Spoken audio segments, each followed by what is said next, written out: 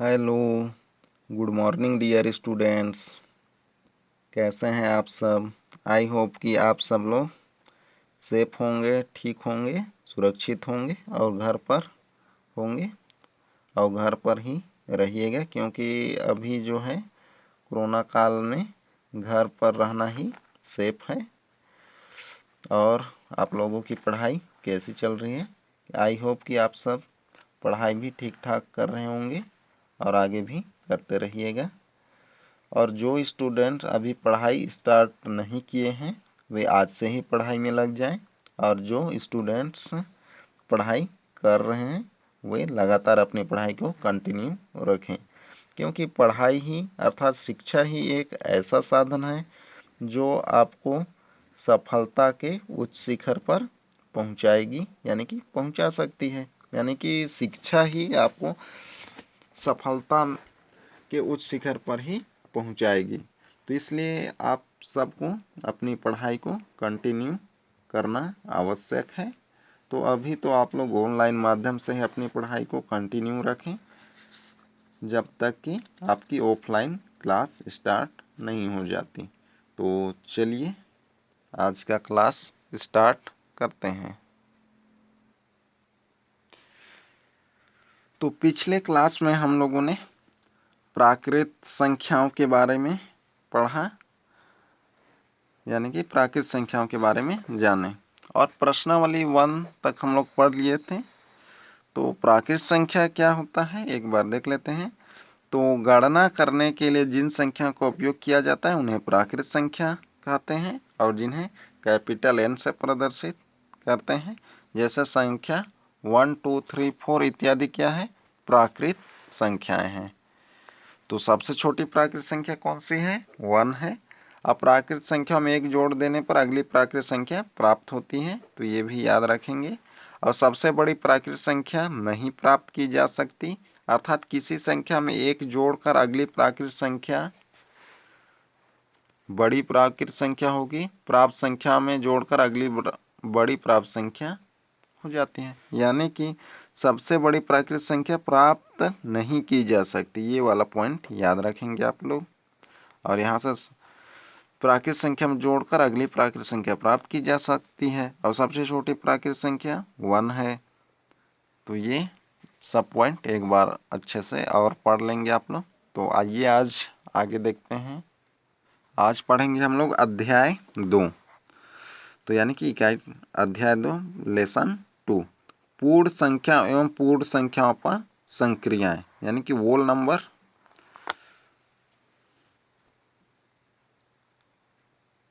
और वोल नंबर पर संक्रियाएं पढ़ेंगे। तो आइए देखते हैं। तो पहले तो पूर्ण संख्या क्या होता है इसको समझते हैं। आपने पिछले पाठ में गणना संख्या अथवा प्राकृत संख्या के बारे में पढ़ा है, जैसे 1 2 3 इत्यादि क्या है? प्राकृत संख्या है। क्या आप बता सकते हैं कि यदि किसी प्राकृत संख्या में से उसी प्राकृत संख्या को घटाया जाए तो शेषफल कितना होगा?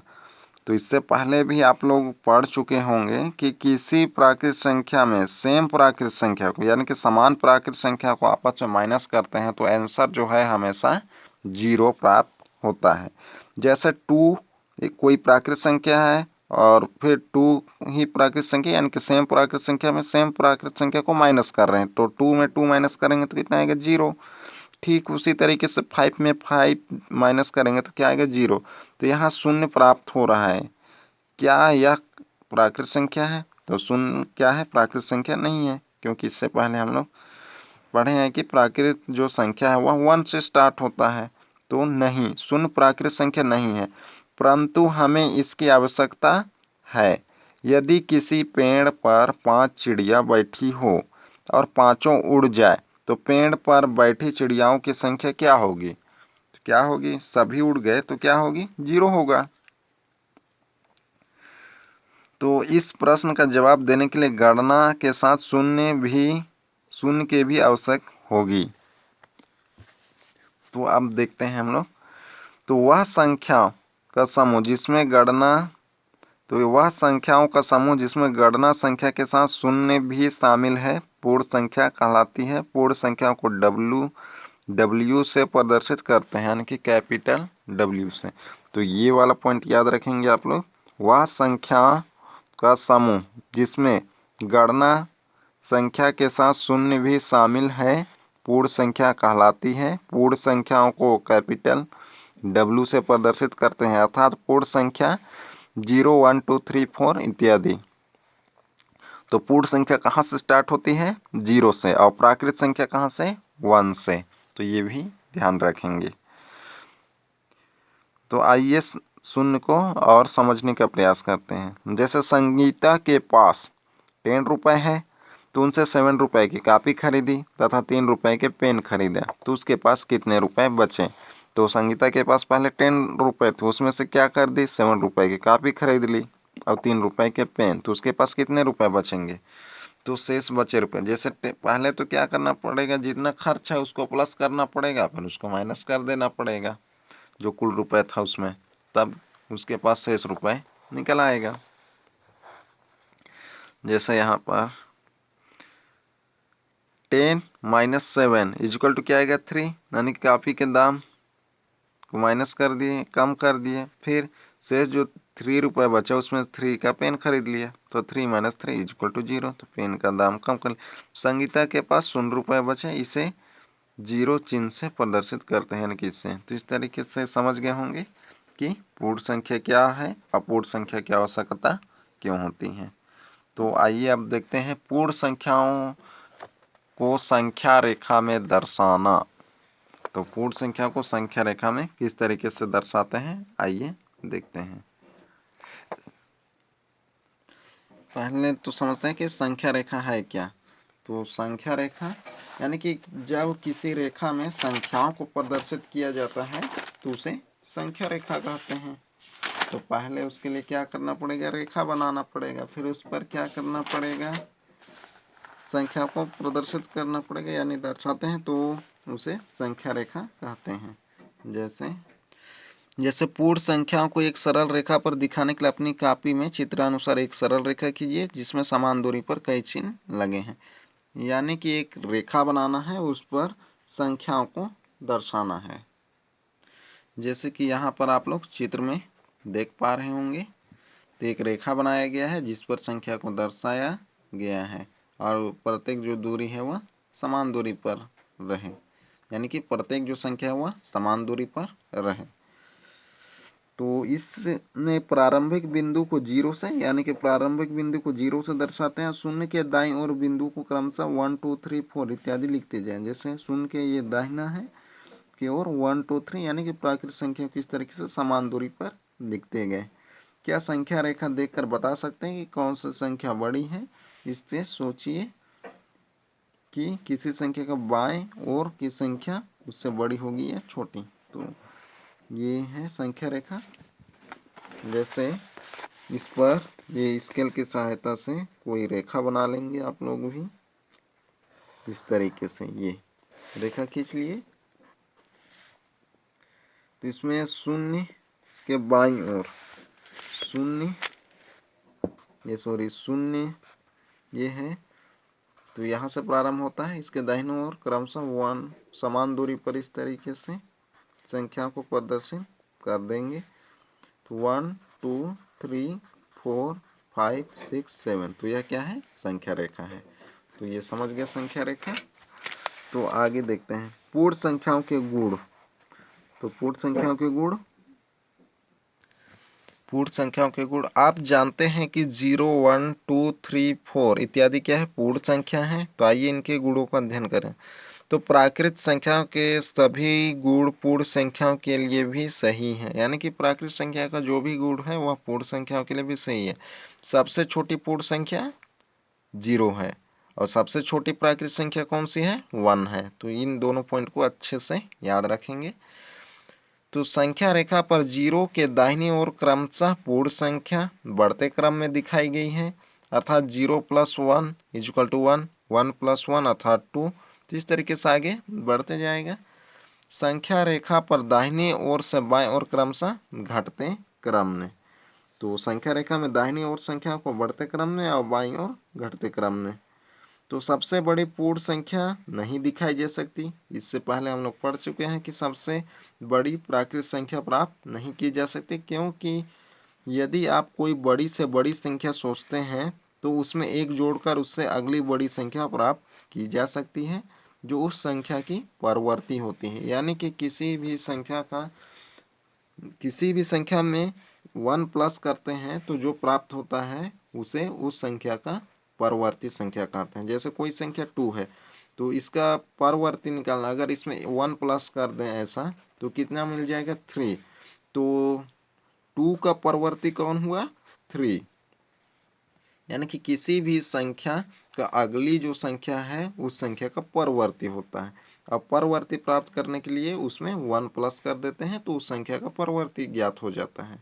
जैसे कोई संख्या 2 है, 2 में 1 प्लस कर दिए तो क्या आ गया 3। तो 2 का परवर्ती कौन है 3।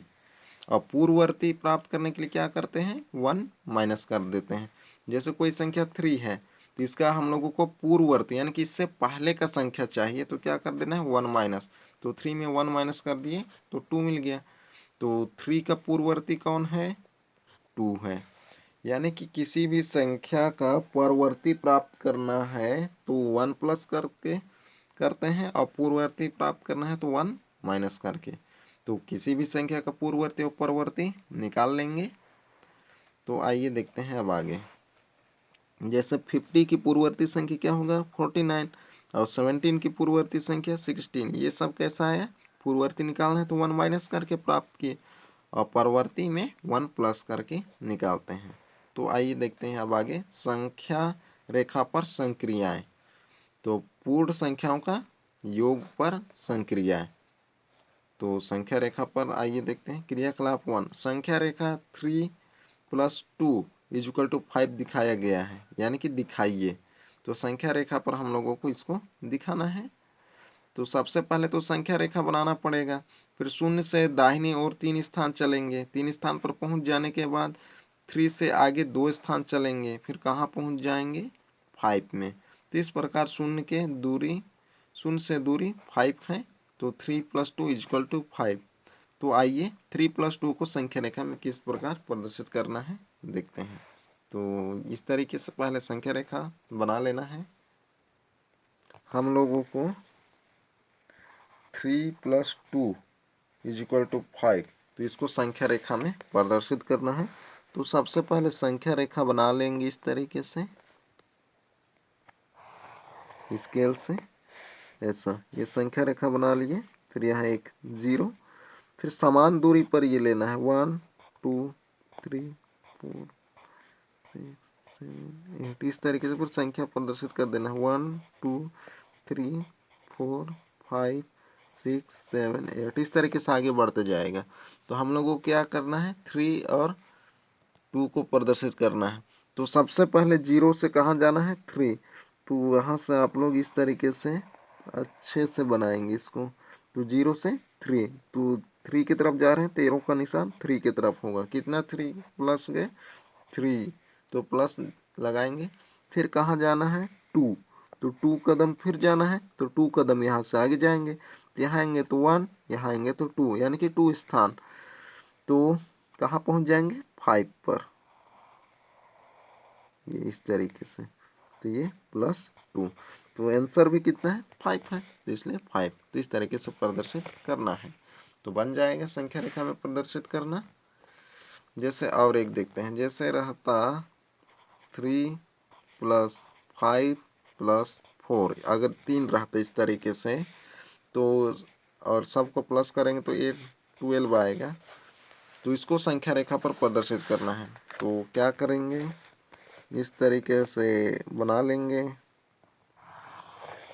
संख्या रेखा ऐसा।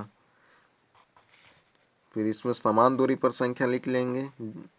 पहले तो 0, फिर 1, फिर 2, फिर 3, फिर 4, फिर 5, फिर 6। ये जो दूरी है समान रहना चाहिए, यानी कि जैसे 0 से 1 और 0 से 2 ये बराबर, फिर उसी तरीके से यानी कि ये पूरी बराबर बराबर दूरी पर होना चाहिए।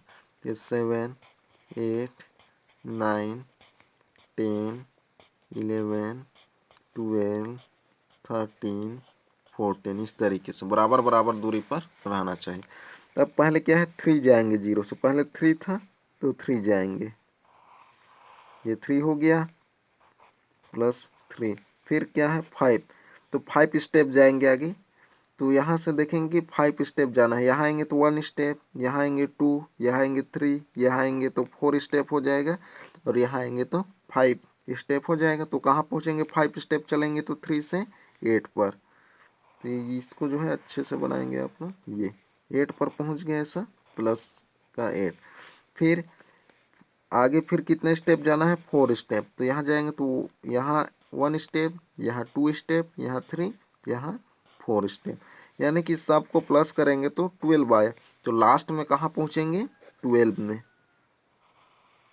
यानी कि 4 स्टेप गए तो कहाँ पहुँच गए हम लोग, 12 में, यानी कि 4 स्टेप गए। तो यही संख्या रेखा है। तो इस तरीके से बनाना है, बन जाएगा।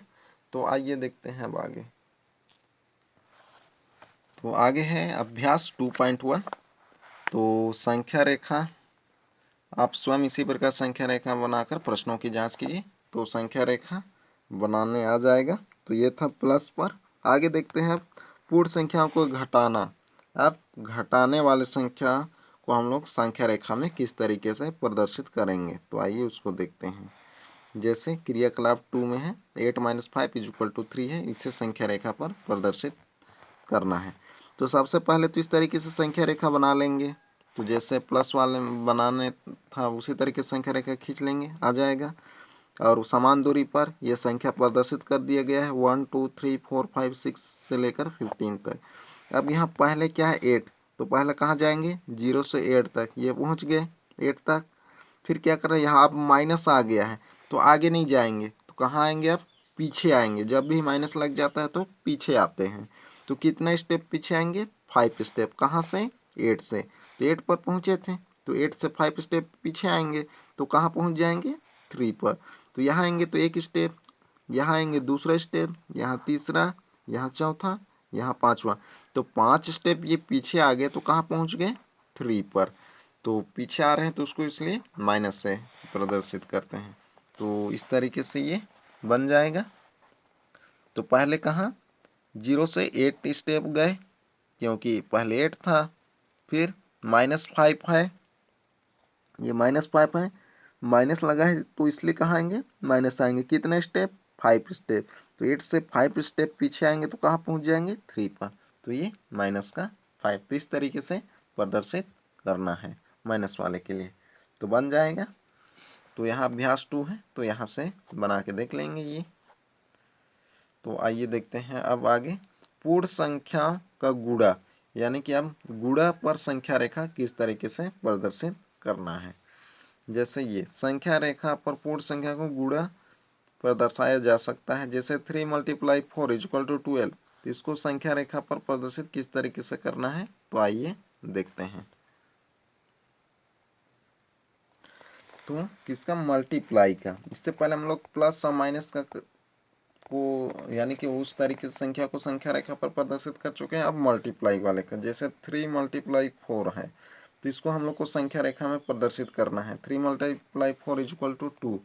तो सबसे पहले तो इसको लिखना है हम लोगों को, इधर ये 12 आया है, 3 × 4 = 12 आया है। तो इधर जो भी संख्या रहेगा उतने बार इधर वाले संख्या को लिखते हैं, लेफ्ट वाले को। यानी कि 3 को कितने टाइम्स लिखेंगे, 4 टाइम्स ऐड करेंगे अर्थात प्लस करेंगे। तो इधर बाएं वाले संख्या जो मल्टीप्लाई है इसमें बाएं वाले संख्या को कितने टाइम प्लस करेंगे, 4 टाइम्स। तो 3 + 3 + 3 + 3 4 टाइम ऐड किए तो कितना मिलेगा, 12 मिलेगा। तो ये याद रखना है मल्टीप्लाई वाले के लिए। तो क्या करना है, जो बाएं साइड होगा उसको कितने टाइम प्लस करेंगे, जो मल्टीप्लाई के दाहिने साइड जो संख्या रहेगा उतने टाइम्स। तो दाहिने साइड ये मल्टीप्लाई है, इसका लेफ्ट 3 है, राइट क्या है, 4 है मल्टीप्लाई चिन्ह के।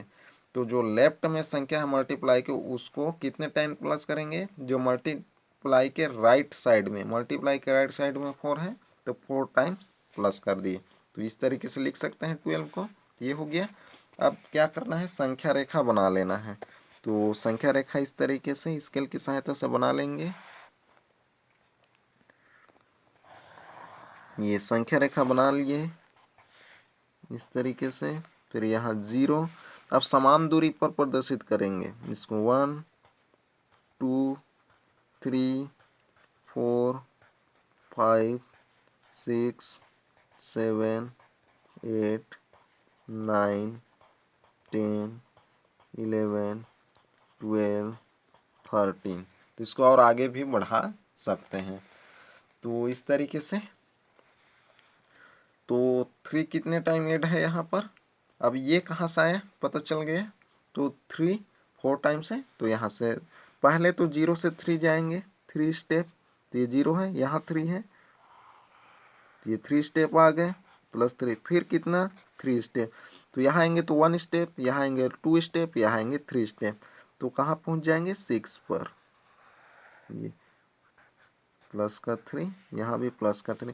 तो इसको ध्यान रखेंगे कि ये वाला जो लूप है ये बराबर ऊंचाई यानी कि समान ऊंचाई में रहे, ऐसा बनाने का प्रयास करेंगे। फिर यहाँ गए, फिर से 3 स्टेप है, तो फिर 3 स्टेप जाएंगे, 6 से 3 स्टेप जाएंगे तो कहाँ पहुँचेंगे 9 पर पहुँच जाएंगे, क्योंकि 6 + 3 9 होता है। तो यहाँ से जाएंगे तो 1 स्टेप, यहाँ जाएंगे 2 स्टेप, यहाँ आएंगे 3 स्टेप। तो यहाँ से फिर ये 3 स्टेप आ गए प्लस 3, ये समझ गए। फिर कितना स्टेप, फिर से ये 3 स्टेप, तो लास्ट में कहाँ पहुँच जाएंगे 12 पे। तो यहाँ आएंगे 1 2 3, तो ये तो 3 स्टेप पहुँच गए। तो इस तरीके से प्रदर्शित करना है, मल्टीप्लाई वाले का बन जाएगा। तो क्या करना है, इस तरीके से मल्टीप्लाई वाला दिए रहेगा तो पहले उसको इस तरीके से ऐड वाले में लिख लेना है। तो उसके लिए क्या करेंगे, जो मल्टीप्लाई चिन्ह के जो बाएं साइड लेफ्ट साइड है उसको कितने टाइम ऐड करेंगे, जो मल्टीप्लाई के राइट साइड में जो भी संख्या रहेगा उतने टाइम। तो यहाँ 3 था तो 3 के ऐड किए हैं, कितने टाइम्स 4 टाइम्स, क्योंकि मल्टीप्लाई के राइट में 4 है इसलिए 4 टाइम्स। अगर यहाँ पर मान लो 5 रहता, जैसे 5 × 2 = 10 आता, तो इसको क्या लिखते, लेफ्ट में क्या है 5 है और राइट में 2 है, तो 5 को कितने टाइम ऐड करते 2 टाइम। तो इसको क्या लिख सकते थे हम लोग, 5 + 5 = 10। तो अब यहाँ क्या करते हैं, सबसे पहले 0 से 5 में जाते हैं 5 स्टेप, फिर क्या करते फिर से 5 स्टेप में जाते क्योंकि यहाँ 5 है। तो इस तरीके से बना सकते हैं, तो बन जाएगा। तो आइए देखते हैं अब आगे। तो होमवर्क देख लेते हैं आज का आप लोगों का।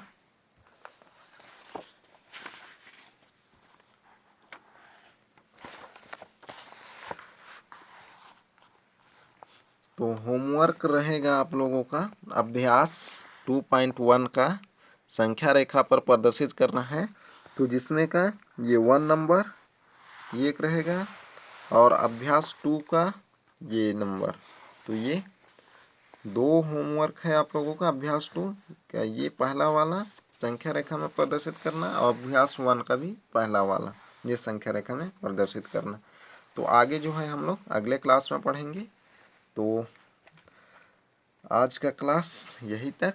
तो आप सभी घर पर रहेंगे और पढ़ाई खूब मन लगा कर करेंगे।